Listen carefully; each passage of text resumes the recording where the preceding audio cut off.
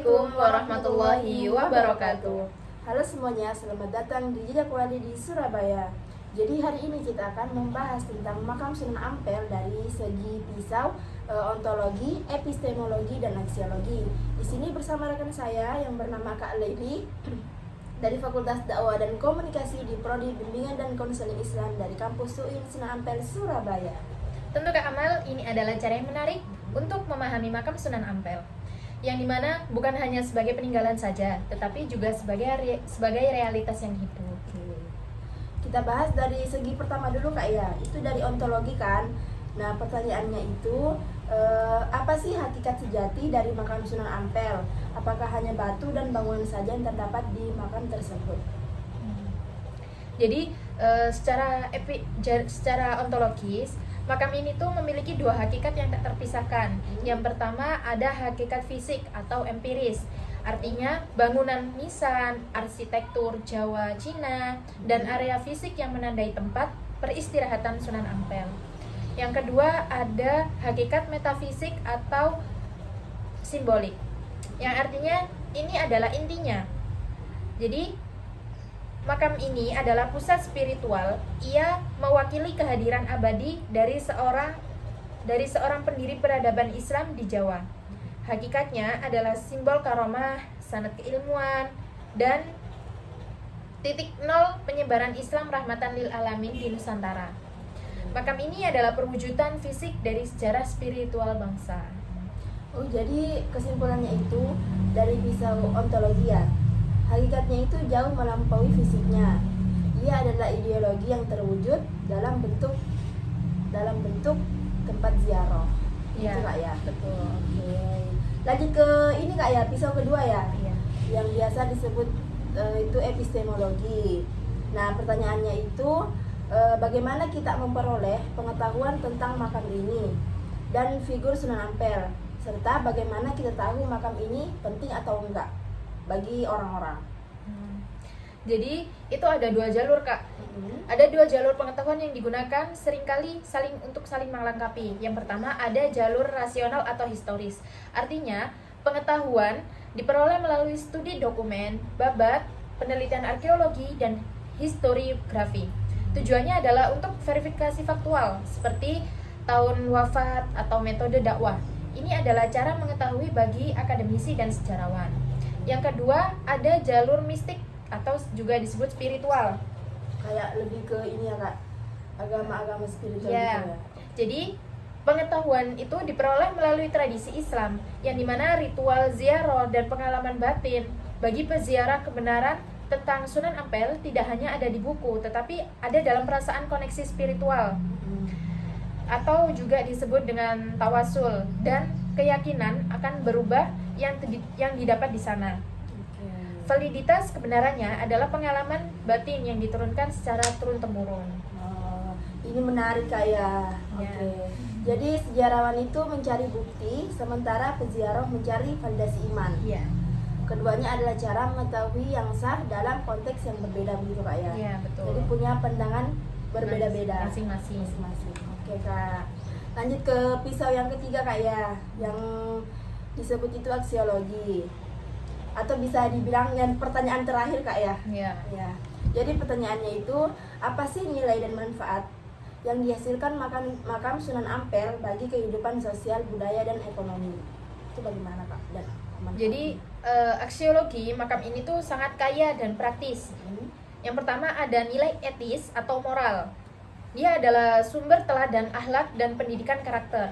Peziarah datang untuk mengambil nilai kesederhanaan, toleransi, dan dakwah damai yang dicontohkan Sunan Ampel. Ini memperkuat identitas keislaman Nusantara yang moderat. Yang kedua, nilai edukatif atau kultural. Jadi makam ini adalah sumber identitas budaya bagi Surabaya dan Jawa Timur. Mengajarkan akulturasi budaya dalam arsitektur dan ritual. Dan ada juga nilai ekonomis, yang dimana secara konkret ia adalah mesin penggerak ekonomi berbasis spiritual. Kehadiran peziarah menciptakan lapangan kerja bagi ribuan pedagang, penginapan, dan transportasi. Oke teman-teman, jadi tadi itu poinnya ada 3, yaitu nilai etis atau moral, nilai edukatif atau kultural, dan yang terakhir itu nilai ekonomi. Jadi singkatnya, makam Sunan Ampel berfungsi sebagai penjaga nilai-nilai peradaban yang berkelanjutan dan etika hingga ekonomi. Oke, baik. Ini Kak ada pertanyaan.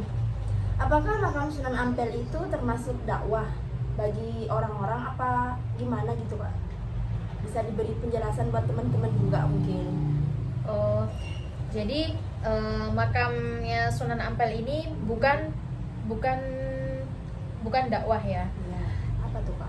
Jadi maksudnya Sunan Ampel itu dulu dakwahnya itu menggunakan cara mengajarkan di pondok pesantren, ngobrol bersama orang. Terus yang paling terkenal itu ada kata mohlimo, Apa tuh Kak artinya? yang artinya tidak mau 5 hal yang buruk. Misalnya kayak nggak mau mabuk, tidak mau judi dan lain-lain. Pokok Itu hal-hal yang dakwahnya. negatif gitu Kak ya? Iya, itu cara dakwahnya beliau Sunan Ampel. Terus jadi apa sih Kak fungsinya itu? Bisa disebutkan nggak fungsinya apa Kak? Iya. Soalnya aku kayak gimana gitu, pengen tahu fungsinya aja gitu.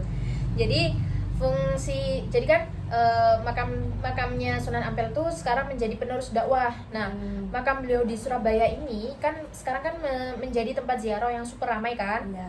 Nah, ini yang bikin makamnya memiliki fungsi kayak dakwah. Misalnya kayak pengingat kuat. Maksudnya pengingat kuat itu gimana? Pengingat kuat itu seperti orang datang ke sana.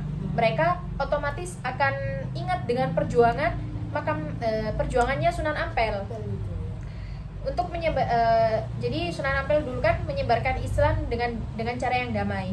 Nah, ini bikin iman mereka menjadi fresh lagi, Lebih seger lagi Iya. kayak mempunyai semangat yang lebih lagi buat Iya. ibadah gitu Kak ya. Betul. Oke.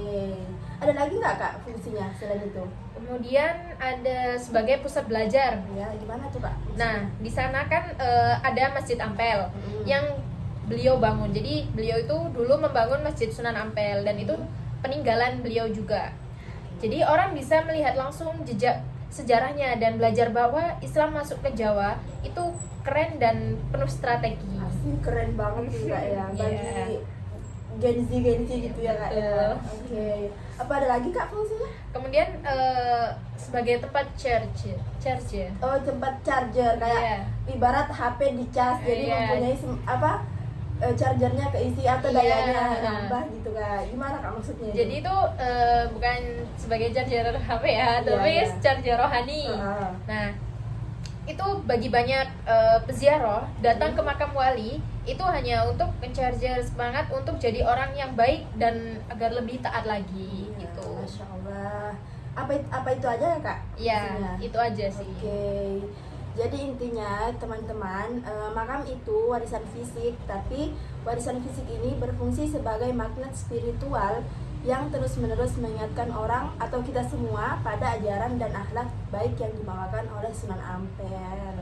Oke teman-teman, segitu ya dari penjelasan Kak Leli mengenai makam Sunan Ampel dari segi pisau ontologi, epistemologi, dan aksiologi. Oke Kak Leli, terima kasih banyak atas waktunya yang telah diluangkan buat sharing-sharing tentang makam Sunan Ampel ini ya Kak. Terima kasih juga, sama-sama juga Kak Amal. Semoga pembahasan ini membuka mata kita bahwa situs warisan bukan sekedar objek tetapi sebagai pemikir. Oke, buat kita semua ya teman-teman yang nonton juga ini. Oke, demikian pembahasan kita hari ini. Sampai jumpa. Wassalamualaikum warahmatullahi wabarakatuh.